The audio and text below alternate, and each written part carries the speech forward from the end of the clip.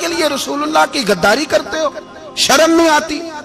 اور قوم شکوہ ہے مجھے ان لوگوں سے جو مولوی تو کہہ دیتے ہیں تو سیاست نہ کر، اور کسی سیاستدان کو منع نہیں کرتے کہ جب تجھے سورت فاتحہ بھی نہیں آتی تو تجھے کس نے اجازت دیا اتنی بڑی بات؟ اور میں نے پچھلے سے پچھلے جمعے بھی کہا تھا، پھر کہتا ہوں اور آن دی ریکارڈ کہتا ہوں، مرزائی کل بھی کافر تھے، آج بھی کافر، اور قیامت تک، اور جو ان کے کفر میں شک کرے وہ بھی، اور پکا بے ایمان ہے، کافر ہے، وہ وزیر قانون ہو یا صوبائی ہو یا وفاقی ہو، من شک فی کفر ہی فقط کفر، جو مرزائی کے کفر میں شک کرے وہ بھی کافر ہے۔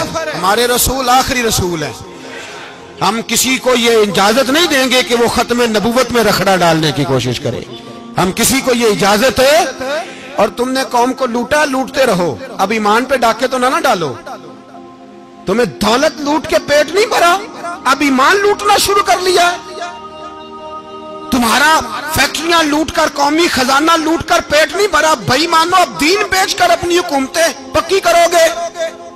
اور وہ لوگ بھی تیار ہو جائیں جو ان بھائی مانوں کو منتخب کرتے ہیں، ان سے بھی سوال کرے گا ختم نبوت کا موضوع قیامت کے دن کہ تم بتاؤ، ان کو سپورٹ کرتے تھے جو رسول اللہ صلی اللہ علیہ وسلم کے بعد بھی کسی نبی کو نبی ماننا درست جانتے تھے۔ شرم آنی چاہیے، خیال ہونا چاہیے۔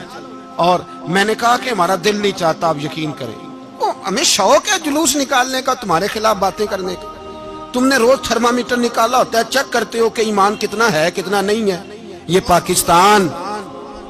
پاکستان اگر صوبہ سندھ ہے تو حضرت عبداللہ شاہ غازی کا ہے، اگر بلوچستان ہے تو حضرت بابا عبد الرحمان کا ہے، اور اگر پشاور ہے تو وہ صوفیاء کا ہے، اور اگر یہ دھرتی پنجاب ہے تو یہ داتا علی اجویری کی ہے، یہ بابا فرید الدین کی ہے۔ اس میں کسی غدار کو قبضہ کرنے کی اجازت بالکل نہیں ملے گی۔ اور ہم وہ لوگ بھی نہیں جو چپ کر کے اندر سوتے رہیں، قوم جو کرتی ہے کرتی رہے، ہمیں پرواہ نہیں، نہ ایسی کوئی بات نہیں۔ کوئی بندہ نہ سمجھے کہ انہیں ہوش نہیں، انہیں پتہ نہیں، ہمیں سارا کچھ ہی آتا ہے۔ پھر اگر کل کو کوئی ممتاز قادری پیدا ہو گیا تو شکوہ نہ کرنا، کل کو کوئی پھر سے عامر چیمہ نکل آیا تو شکایت نہ کرنا، یاد رکھنا۔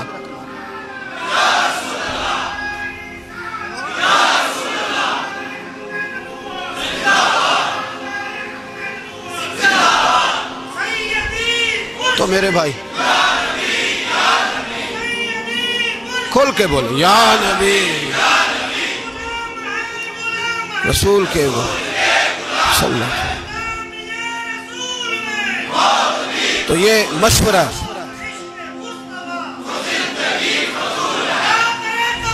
جزاک اللہ، تو یہ تمہیں مشورہ ہے۔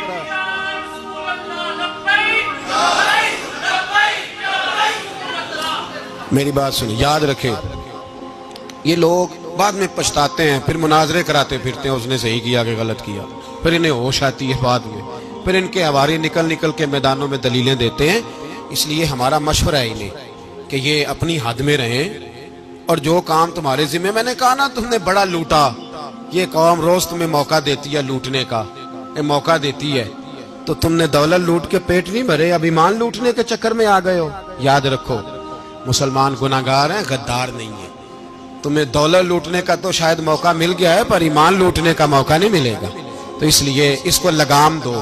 اور ویسے بھی کتا جو پالتو ہوتا ہے نا، اس کو گھر کے اندر سنگلی سے باندھ کے رکھنا چاہیے۔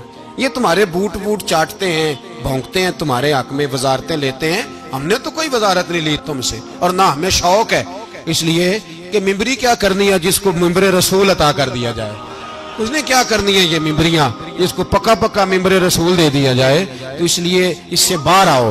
میں نے کہا بڑے بڑے نمرود، فرعون، قارون دفن ہے، تمہارا بھی نام تک نہیں ہوگا، بالکل نام نہیں ہوگا۔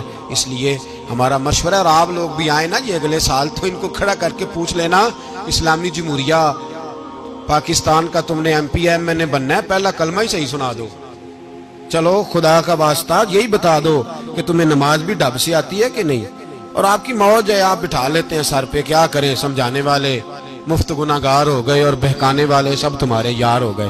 اس لیے یہ چھیڑتے ہیں جان بوجھ کے، اور پھر جب کوئی ممتاز قادری علیہ رحمہ پیدا ہوتے ہیں، پھر انہیں دشواری ہوتی ہے، پھر ان کا جینا مشکل ہو جاتا ہے، یہ موقع دیتے ہیں، پتہ نہیں کس کے ایجنڈے پہ عمل کر رہے ہیں۔